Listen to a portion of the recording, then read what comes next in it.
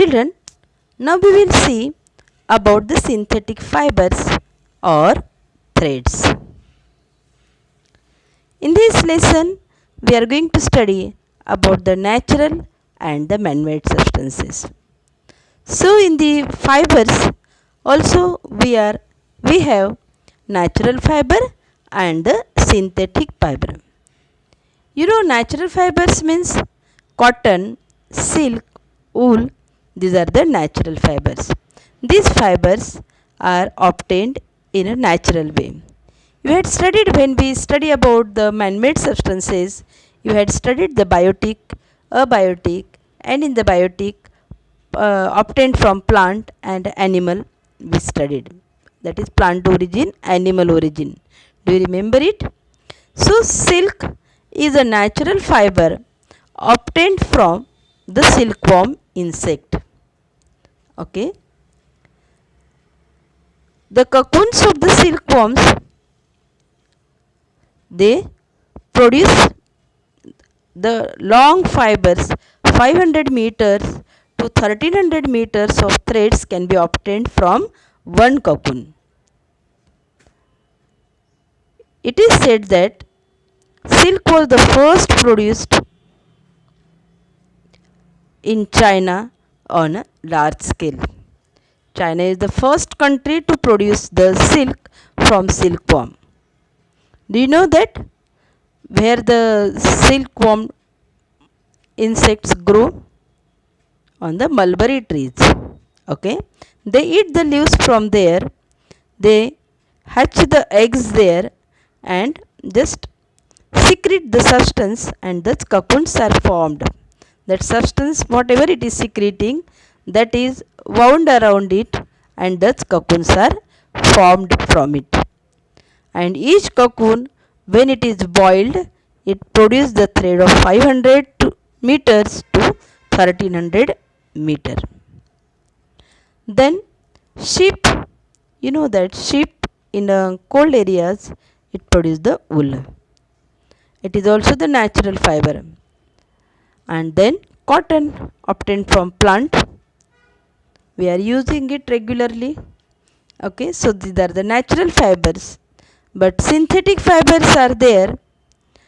When it came in mind that whatever the natural fibers are with us, that natural fibers are costly and they are unable to fulfill our need.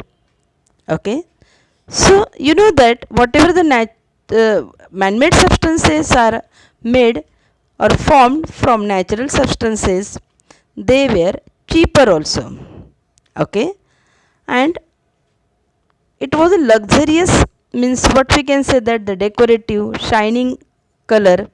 So that's why people started preferring that synthetic fibers, that is called as a man-made fiber.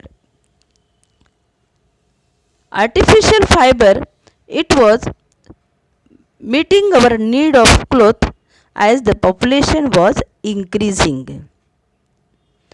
Innumerable kinds of synthetic or the artificial threads are now available in the market.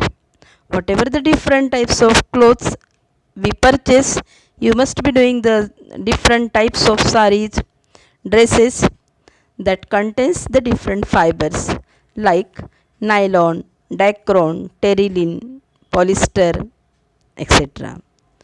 So these various fibers are long lasting, cheaper and easy to wash also. So that's why these olden natural fibers are replaced, mostly replaced, or we can say that we are using that also and this synthetic fibers also. So now here we will study some of the synthetic fibers. First synthetic fiber here is a nylon. Nylon is a polyamide. Synthetic means obtained by a chemical process on the natural substances. Nylon, it is called as a polyamide. Poly means many, amine groups are there. Amine means chemical substances are there which contains the coal, water and the air. What it contains? Polyamide contains coal, water and air. These are the inorganic substances. You will study when you go to the higher classes. You will study what is inorganic and all these things. But it is a chemical obtained from chemical substance. Keep in mind nylon. So how it got the name nylon?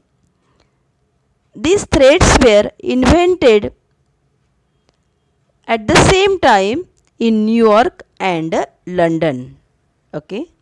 New York and London were the countries who invented the same type of thread at a time, and that's why the name is given nylon. From New York, NY, and from London, LON is taken. New York, Lon, London. Okay.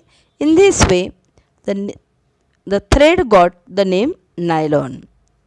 These threads have a shiny texture and are strong. They are transparent and water resistant. Okay. They are used to manufacture cloths, fishing nets, ropes, etc. Are you getting? So they are the useful first obtained synthetic fiber. The next is rayon. Rayon is obtained from cotton and the wood pulp. But cotton and wood pulp, it is dissolved in a chemical substance called as sodium hydroxide. It is a chemical synthetic fiber obtained from chemical. So this rayon is made by using natural substance cotton and wood pulp along with the chemical substance sodium hydroxide. The threads are obtained from this solution with the help of machines. As these threads have shine and they are strong, they are said to be the synthetic silk. They appear to be shining bright like the sun's rays. See here why they got the name rayon. Because of its shiny texture and strong nature, it is said to be the synthetic silk. Means shining like a sun, that's why sun's rays. Hence it got the name rayon. Are you getting? Rayon, sun's rays. It is obtained from, as it is a shiny, rayon has a very shining substance and that's why it got the name rayon. Next fiber is the dacron, pteryline and pterine.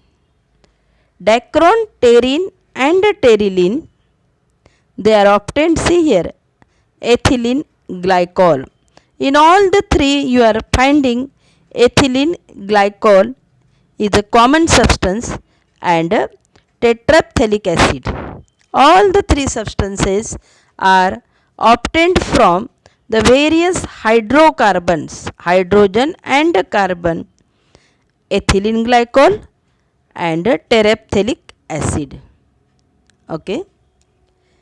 Various hydrocarbons are used here to make the chain of the substance. Polymer chain. Poly means many. Chain is made. So this polymer or this synthetic fiber, it has a fine holes. The fibers formed after cooling are long and unbroken threads. These dacron, pteryline and pterine, these are the strong, long and unbroken threads. These threads are twisted around it. Okay. So different types of chemicals are used to make the different threads. Though dacron, pteryline and pterine, These are made from ethylene glycol plus terephthalic acid. Some other chemical substances are added in all the three, which are having the different properties, and accordingly they got the name Dacron, Terylene and the Terene. They are used to make to wrap our cushions also. Okay, Dacron is used for that purpose. So in this way, for covering purpose, we are using these synthetic fibers. Are you getting?